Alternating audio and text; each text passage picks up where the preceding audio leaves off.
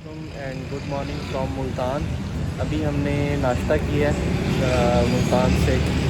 Typical नाश्ता था, रवायती नाश्ता था, गोभी रोटी और उसके साथ लस्सी। और उसके बाद उमर भाई को हमने कहा गुड बाय और अभी हम निकले अपनी नेक्स्ट डेस्टिनेशन की तरफ। और वो कौन सी है भाई साहब? कौन सी? नेक्स्ट डेस्टिनेशन हमारी भावलपुर जी, नवाबों का शहर। बहावलपुर। तो we are going from city of saints and Sufis to the city of nawabs. Almost 100 kilometres distance है और हमें ऑलमोस्ट 2 घंटे लगेंगे, राइट? 1.5 घंटा। नहीं, आराम से जाएंगे। तो 2 घंटे में हम इंशाल्लाह पहुंच जाएंगे और फिर उसके बाद आपको बहावलपुर का कल्चर दिखाते हैं, उसकी हिस्ट्री आपके साथ शेयर करते हैं। तो मुल्तान सिटी की एग्जॉस्टेड ट्रैफिक को क्रॉस करने के बाद फाइनली जी हम आ चुके हैं अब नेशनल हाईवे 5 के ऊपर, जिसको NH5 भी कहा जाता है। और यहाँ से हमारा बहावलपुर का डिस्टेंस ऑलमोस्ट 92 किलोमीटर्स है और ये डिस्टेंस करने में हमें तकरीबन 1.5 घंटा लग जाएगा। और बहावलपुर पंजाब की वो लास्ट सिटी है सिंध वाली साइड पे, जहाँ पे आज तक मैंने ट्रैवल किया है, क्योंकि उस सिटी से आगे मैंने कभी भी ट्रैवल नहीं किया। लेकिन इस टूर में हम इंशाल्लाह उस सिटी से आगे भी ट्रैवल कर जाएंगे। अच्छा, आज सुबह जब हम मुल्तान से निकले तो ऐसे लग रहा था कि जैसे कल की निस्बत आज सर्दी काफ़ी कम है और मुल्तान सिटी में भी इतनी सर्दी फ़ील हो नहीं रही थी। तो मैंने अपना मफलर निकाल के बैग में डाल दिया, लेकिन जैसे ही हम NH5 के ऊपर चढ़े हैं तो सर्दी दोबारा से ऐसे फ़ील हो रही है जैसे जो है ना वो अंदर घुस रही हो। तो मुझे मजबूरन अपना मफलर निकाल के दोबारा पहनना पड़ा है। हालांकि अभी टाइम भी ऑलमोस्ट 9:45 हो गए हैं, तो लेकिन सर्दी है कि ठीक ठाक है और अच्छी खासी सर्दी लग रही है। अभी हमने स्टॉप लिया था जी एक छोटा सा चाय पीने के लिए, क्योंकि सुबह हमने नाश्ते के बाद चाय नहीं पी थी और उस्मान भट्टी साहब ने जुशांदा भी ना था, क्योंकि उनकी जो है तबीयत ख़राब है सुबह से, कोई सीजनल फ्लू सा हुआ है। तो उसके बाद हमने अपना सफ़र कंटिन्यू दोबारा किया है जी। बहावलपुर यहाँ से ऑलमोस्ट रह गया है 48 किलोमीटर्स और टाइम हो गया इस वक्त 10:30। आराम से जा रहे हैं। उम्मीद है हम इंशाल्लाह अगले 40-45 मिनट्स के अंदर हम पहुंच जाएंगे। अब जैसे जैसे टाइम गुजरता जा रहा है तो धूप की शिद्दत में इजाफा होता जा रहा है और राइड बड़ी मज़े की होती जा रही है। सूरज की हल्की हल्की तपिश और ठंडी हवा का जो मिक्सचर सा एक फ़ील हो रहा है ना, वो बड़ा प्लेजेंट है और राइड इंजॉय कर रहे हैं। इस वक्त हम लोधरा पहुंच चुके हैं जी और हमने ले लिया है यहाँ पे लोधरा बाईपास से बहावलपुर की तरफ टर्न। ये हमारी लेफ़्ट साइड पे देख सकते हैं जी आप, ये किन्नू के बाग लगे हुए हैं और ये इन पे किन्नू लगे भी हुए हैं। अब ये नहीं पता कि ये किन्नू है या फ्रूटर है, क्योंकि ये सीज़न तो फ्रूटर का है। आई थिंक मिक्स होंगे, ये कुछ पौधे फ्रूटर के होंगे और अंदर ही किन्नू भी लगे हुए होंगे। अभी हम जा रहे हैं जी सतलुज रिवर के ऊपर से और ये आप देख सकते हैं कि बुढ़ा सतलुज रिवर लेटा हुआ है बहावलपुर के किनारे।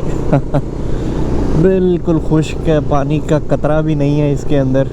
8वीं-9वीं क्लास की उर्दू की किताब में मैंने पढ़ा था, वो पता नहीं कौन से राइटर थे, उन्होंने लिखा हुआ था कि लाहौर के किनारे बूढ़ा रावी लेटा हुआ है। तो वहाँ से मुझे ये ज़हन में आया इस सतलुज को देख के कि बूढ़ा सतलुज जो है वो बहावलपुर के किनारे लेटा हुआ है। पानी उसमें भी नहीं है और पानी का कतरा इसमें भी नहीं है। और वो क्यों नहीं है उसकी रीज़न आई थिंक इस व्लॉग में डिस्कस करना मुनासिब नहीं है। I think you got it what I mean. Welcome to Bahawalpur, city of nawabs. Bahawalpur हम एंटर कर चुके हैं और अब हमने जाना है बहावलपुर कैंट, जहाँ पे हम विज़िट करेंगे सेंट्रल लाइब्रेरी और नूर महल पैलेस। तो यहाँ से ज़्यादा दूर नहीं है, ऑलमोस्ट 9 किलोमीटर्स है। Welcome from Bahawalpur the city of nawabs. इस शहर की बुनियाद 1758 में नवाब बहावल ने रखी थी।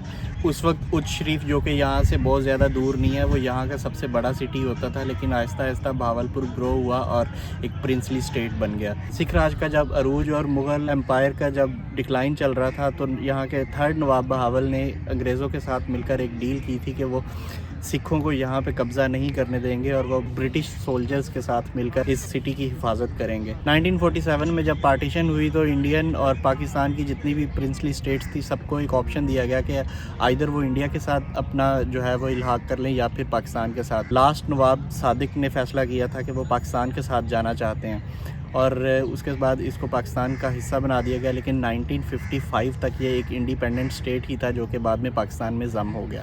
ये जो बिल्डिंग मेरे पीछे आप देख रहे हैं ये बेसिकली यहाँ का नूर महल पैलेस है और ये लास्ट नवाब सादिक ने अपनी आखिरी बीवी जो कि ब्रिटिश रॉयल फैमिली की एक मेंबर थी उनके लिए बनाया था। लेकिन इंटरेस्टिंग स्टोरी ये है कि वो यहाँ पे सिर्फ एक ही रात रुकी थी क्योंकि इसके बिल्कुल सामने एक कब्रिस्तान है। आई एम नॉट श्योर कि वो अभी है या नहीं है, लेकिन उस टाइम पे वो एक कब्रिस्तान यहाँ पे सामने था और उन्होंने जब अपनी खिड़की से सामने देखा कि कब्रिस्तान है तो उन्होंने कहा कि मैं यहाँ पे नहीं रहना चाहती, इसलिए फिर नवाब सादिक ने उनको यहाँ से निकाल कर नूर पैलेस के अंदर शिफ्ट कर दिया था।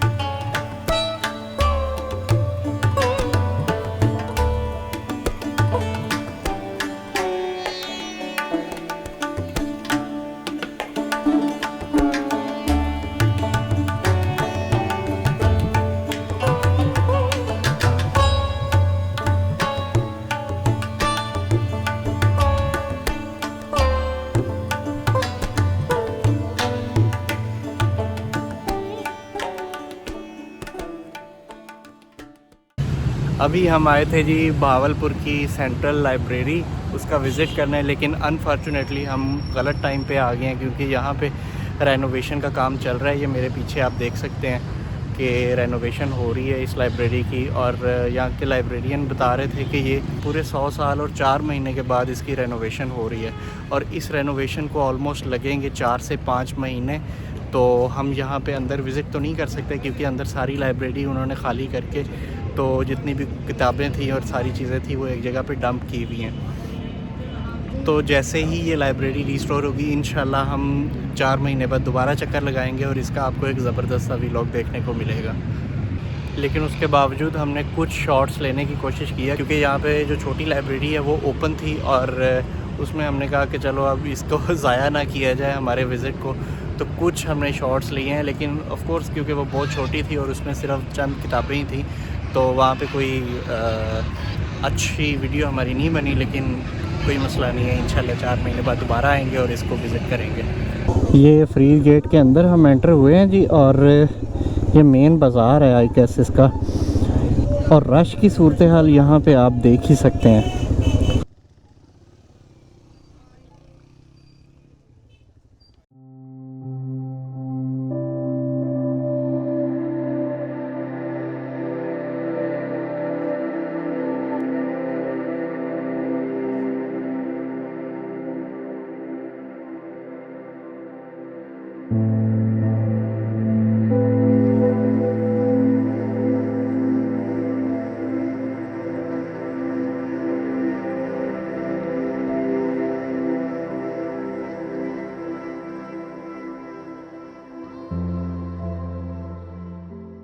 लाइब्रेरी से डिसअपॉइंट होने के बाद हम पहुँचे हैं जी जामा मस्जिद अस-सादिक, और ये बहुत ही खूबसूरत मस्जिद है। इसको भी बहावलपुर के आखिरी नवाब सादिक ने बनाया था, और ये बहुत बड़ी मस्जिद है। ये मस्जिद 200 साल पुरानी मस्जिद है, जिसकी बुनियाद एक सूफ़ी बुज़ुर्ग नूर मोहम्मद महारवी ने रखी थी, जिसको बाद में नवाब साहब ने 1935 में अपनी हज से वापसी पर रेनोवेट करवाया था। ये मस्जिद 24 केनाल रकबा पर मुहित है और इसमें 50 से 60 हज़ार नमाजियों की जगह है। मस्जिद का इंटीरियर नहायत ही सादा लेकिन पुरकशिश है।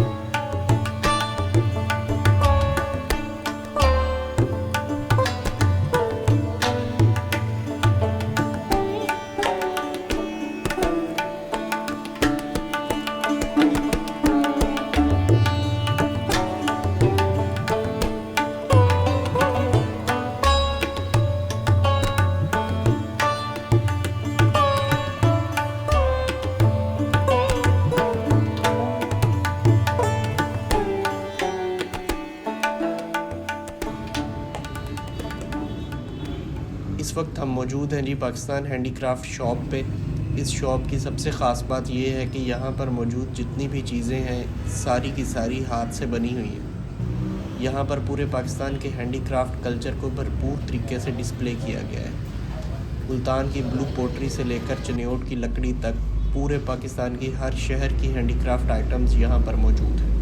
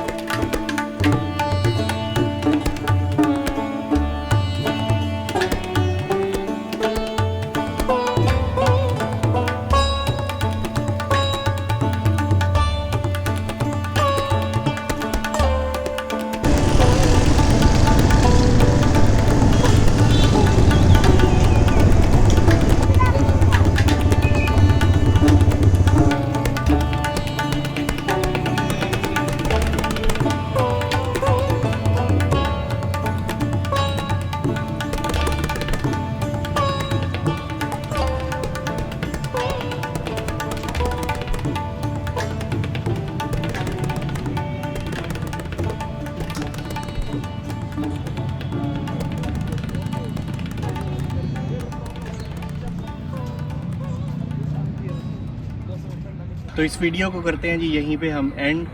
अफसोस तो बहुत है कि हम लाइब्रेरी का शूट नहीं कर सके, लेकिन कोई बात नहीं, अगली दफ़ा इंशाल्लाह ज़रूर करेंगे जब तक उसकी कंस्ट्रक्शन भी कंप्लीट हो जाएगी। अगर वीडियो पसंद आए तो प्लीज़ इसको लाइक कीजिएगा, शेयर कीजिएगा, चैनल को सब्सक्राइब कीजिएगा। अपना बहुत सारा ख्याल रखिएगा। अल्लाह हाफ़िज़।